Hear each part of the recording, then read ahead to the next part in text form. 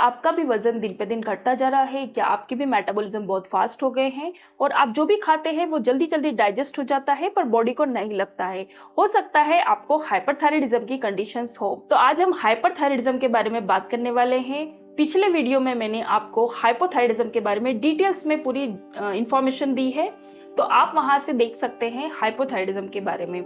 लेकिन आज हम हाइपरथायराइडिज्म के बारे में बात करने वाले हैं। तो आज हम डिटेल्स में बात करेंगे हाइपरथायराइडिज्म क्या होता है, हाइपरथायराइडिज्म में हमें लक्षण क्या क्या दिखाई देते हैं, हाइपरथायराइडिज्म किन कारणों की वजह से हो सकता है और इसमें हमें कौन से टेस्ट करवाना चाहिए और हम कौन सी कारगर होम्योपैथी मेडिसिन लेकर इसको परमानेंटली ठीक कर सकते हैं, वो भी रूट कॉज के साथ। तो मैं डॉक्टर नसरीन शेख आपका बहुत बहुत स्वागत करती हूँ मेरे यूट्यूब चैनल पर। मैं होम्योपैथी कंसल्टेंट हूँ, होम्योपैथी मेडिसिन एक्सपर्ट हूँ। मेरा पैशन है आपको सही से गाइड करना, सही सलाह देना, ताकि आप डिजीज फ्री हेल्दी लाइफ जी सके होम्योपैथी के साथ, वो भी बिना किसी साइड इफेक्ट्स के। तो चलिए शुरू करते हैं।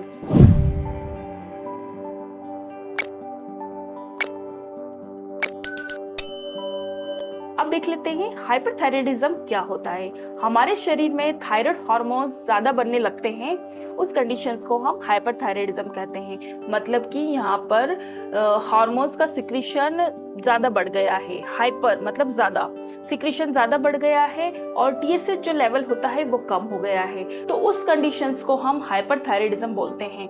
तो इसमें हम लक्षण देखेंगे कि हमें लक्षण क्या क्या दिखाई देते हैं हाइपरथायराइडिज्म की कंडीशंस में। तो सबसे पहला लक्षण आपको दिखेगा कि आपको एंजाइटी, घबराहट होना, चिड़चिड़ापन होना, आपको डर लगने लगेगा, छोटी छोटी बातों को लेकर आसानी से आप चिढ़ने लगेंगे। मुख्य लक्षण हाइपरथायराइडिज्म में देखने को मिलते हैं। उसी के साथ साथ भूख अच्छी लग रही है, खाना अच्छे से खा रहे हैं, लेकिन आपका वजन कम होता जा रहा है और आपका सडनली एकदम वेट लॉस होने लगा है। तो सडनली आपको थायराइड टेस्ट करवाना चाहिए, हो सकता है आपको हाइपरथायराइडिज्म हो।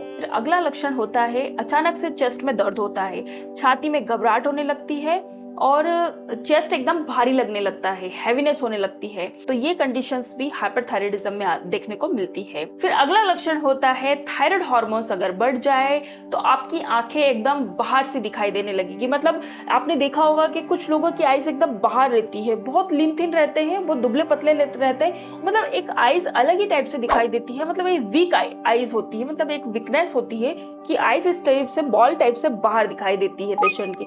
तो वो भी हाइपरथायराइडिज्म की कंडीशंस में देखने को मिलता है। फिर अगला लक्षण होता है कि आप एंजाइटी में चले जाते हैं। जैसे आपको कुछ भी चीज, आपने बैड न्यूज सुन ली या कुछ भी आपने डर वाली चीज देख ली तो पसीने पसीने हो जाते हैं, मतलब पसीना आपको बहुत ज्यादा निकलने लगता है। तो ये भी हाइपरथायराइडिज्म के लक्षण हो सकते हैं। और हाइपरथायराइडिज्म का एक लक्षण और होता है कि नाखून बहुत ज्यादा बढ़ने लगते हैं। मतलब हाथों के नाखून, नेल्स बढ़ने लगेंगे, पैर के नाखून बढ़ने लगेंगे, बढ़कर दिखाई देने लग जाते हैं। तो ये कंडीशंस भी हाइपरथायराइडिज्म में देखने को मिलती है। फिर हाइपरथायराइडिज्म में बहुत ज्यादा वीकनेस भी रहती है और पेशेंट एकदम दुबला पतला सा दिखाई देता है। मतलब वेट उसका लॉस होने लगेगा, दुबला पतला दिखाई देगा, एकदम लीन थिन रहेगा और बहुत ज्यादा बेचैन रहेगा। अब देखते हैं कि अगर आपको हाइपरथायराइडिज्म हुआ है तो आपको इसे कौन सा टेस्ट करवाना चाहिए जिससे आप जल्दी से जल्द डायग्नोस करें और जल्दी से जल्द अपनी डिसीज को पकड़ करें और इसका ट्रीटमेंट लें। तो आपको सबसे पहली चीज है T3, T4, TSH कराना, मतलब थायराइड प्रोफाइल का टेस्ट करवाना है। ये ब्लड टेस्ट होता है। फिर नेक्स्ट टेस्ट आपको कराना है थायराइड का USG, मतलब स्कैन भी आप करा सकते हैं। उससे भी आपको थायराइड में दिखेगा कि आपके थायराइड कहीं इलाज तो नहीं होगी, कहीं उसमें स्वेलिंग तो नहीं है और उसका साइज तो नहीं बढ़ गया है। फिर नेक्स्ट देखते हैं रेडियो आयोडीन स्कैन टेस्ट। इसमें भी आप अपना थायराइड टेस्ट करवा सकते हैं। उसमें आपका स्कैन करेंगे, उसमें देखेंगे आपको आयोडीन कितना है बॉडी के अंदर, ज्यादा एक्सेस अमाउंट में तो नहीं है, उस वजह से भी आपको हाइपरथायराइडिज्म तो नहीं है। तो ये चीजें उसमें टेस्ट में देखने को मिलती है। तो आपको ये अपना टेस्ट करवाना चाहिए अगर आप हाइपरथायराइडिज्म से ग्रसित हैं या फिर आपको हाइपरथायराइडिज्म के लक्षण देखने को मिल रहे हैं। अब देखते हैं हाइपरथायराइडिज्म के ऐसे क्या कारण है जिसकी वजह से हो जाता है। तो इसमें एक ग्रेव्स डिसीज होती है। जिसमें एंटीबॉडीज हमारे शरीर में पैदा होती है और हार्मोन्स को ये ज्यादा से ज्यादा अमाउंट में सिक्रीशन कराना शुरू कर देती है। इसको ऑटो इम्यून डिसीज के कैटेगरी में भी रखा गया है। इसका एक्चुअली कारण पता नहीं है, लेकिन ये बॉडी में अचानक से कभी भी हो सकती है। फिर अगला कारण होता है कि किसी वजह से थायराइड ग्लैंड में सूजन आ जाए तो उसे थायराइडिनाइटिस बोलते हैं। इस कारण से भी तकलीफ बढ़ जाती है, मतलब एक स्वेलिंग होने की वजह से वहां पर जो हार्मोन्स है वो ज्यादा से ज्यादा एक्टिव होने लगते हैं और थायराइड जो ग्लैंड है वो एक्टिव होने लगती है और वहां से हार्मोन्स का सिक्रीशन भी बढ़ता है और थायराइड ज्यादा से ज्यादा काम करने लगती है। तो उस कंडीशंस में भी थायराइड में इन्फ्लामेशन, सूजन आने की कंडीशंस बन जाती है। तो ये भी बहुत बड़ा कारण होता है हाइपरथायराइडिज्म की कंडीशंस में। अगला कारण होता है किसी कारण से थायराइड ग्लैंड में नोडुल्स बन जाना, मतलब एक नोड बन जाना, यानी कि एक गांठें बन जाना, जिसकी वजह से एक्सेस अमाउंट में हार्मोन्स का सिक्रीशन होने लगता है। तो इस कंडीशंस में भी हाइपरथायराइडिज्म देखने को मिल सकता है। फिर अगला कारण होता है गॉइटर डिसीज। आप सभी लोग जानते होंगे इस डिसीज के बारे में, घेंगा रोग। मतलब थायराइड जो ग्लैंड है वो फुल करके बाहर आ जाती है, मतलब एकदम फूल जाती है और बहुत ज्यादा स्वेलोड हो जाती है। फूलने की वजह से वहाँ पे हार्मोन्स का सिक्रीशन बढ़ जाता है, वहाँ पर ज्यादा एक्सेस अमाउंट आयोडीन का हो जाता है, उस वजह से भी घेंगा रोग हो जाता है। फिर अगला कारण होता है अगर किसी भी कारण आपके शरीर में आयोडीन का इंटेक बढ़ गया हो, इसमें भी हाइपरथायराइडिज्म देखने को मिलता है। मतलब आयोडीन आप ले रहे हैं वो एक्सेस अमाउंट में ले लिया है, उस वजह से आपके जो हार्मोन्स है, थायराइड हार्मोन्स, वो ज्यादा से ज्यादा एक्टिवेट हो रहे हैं, आपकी ग्लैंड ज्यादा काम करने लगी है, तो इस वजह से भी हाइपरथायराइडिज्म कंडीशन बन जाती है। अगला कारण होता है एक्सेसिव मेडिसिन इंटेक। मतलब थायराइड से रिलेटेड आपने मेडिसिन है वो ज्यादा से ज्यादा ले ली हो, यानी कि आपका थायराइड नॉर्मल हो गया हो, आपको हाइपोथायराइडिज्म था, आपने उसकी मेडिसिन बहुत ज्यादा इंटेक की है, बिना किसी डॉक्टर से सलाह लिए आप लेते ही गए और आपने उसका जो अमाउंट था, जो उसका टारगेट था, वो आपने उसको ठीक कर लिया और उसके बाद आप ज्यादा से ज्यादा लेने लगे हैं, उसकी कंडीशंस में आपको हाइपरथायराइडिज्म भी बढ़ जाता है। मतलब आपका जो थायराइड का जो बैलेंस है वो बिगड़ने लग जाता है। तो इस कंडीशंस में भी हाइपरथायराइडिज्म देखने को मिलता है। तो दोस्तों, अगर आपको हाइपरथायराइडिज्म हुआ है, थायराइड के लेवल आपके शरीर में बढ़ गए हैं, तो आपको कौन सी कारगर होम्योपैथी मेडिसिन लेकर इसको ठीक करना चाहिए परमानेंटली, वो भी बिना किसी साइड इफेक्ट्स के, क्योंकि होम्योपैथी मेडिसिन इसको रूट कॉज से ठीक करने की क्षमता रखती है। तो आपको इसको जरूर लेना चाहिए। अब हम देखेंगे होम्योपैथी मेडिसिन जो हाइपरथायराइडिज्म के केस में बहुत अच्छा काम करती है। तो 3 मेडिसिन का उपयोग आप जरूर से कर सकते हैं। तो फर्स्ट मेडिसिन है थायरोडिनम 1M। थायरोडिनम आपके शरीर में हार्मोन्स को रेगुलेट करती है। अगर आपके हार्मोन्स शरीर में ज्यादा बन रहे हैं तो उसको कम करेगी, और अगर हार्मोन्स कम हो गए हैं तो उसको भी बढ़ाने में हेल्प करती है। मतलब ये आपके हार्मोन्स को मेंटेन करने में बहुत अच्छा रोल प्ले करती है। तो हाइपरथायराइडिज्म के केस में थायरोडिनम हमें हायर पोटेंसी में लेना है। तो ये आपकी जो हार्मोन्स जो ज्यादा से ज्यादा बन रहे हैं, ज्यादा से ज्यादा सीक्रेट हो रहे हैं, तो उसको बैलेंस करेगी, उनको कम लेवल पर लाने में बहुत अच्छा हेल्प करेगी। तो इस कंडीशंस में पेशेंट बहुत ज्यादा लीन थीन है, दुबला पतला है, कुछ भी खाता है डायरिया के लिए जाता है, उसको जल्दी जल्दी डायरिया होने लग जाता है।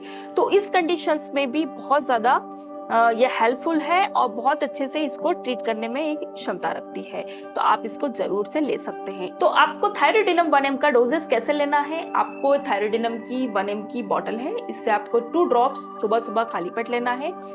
मतलब 2 ड्रॉप्स लेना है डायरेक्ट टिप ऑफ टंग पे। इसको आपको 1 महीना तक कंटिन्यू रखना है।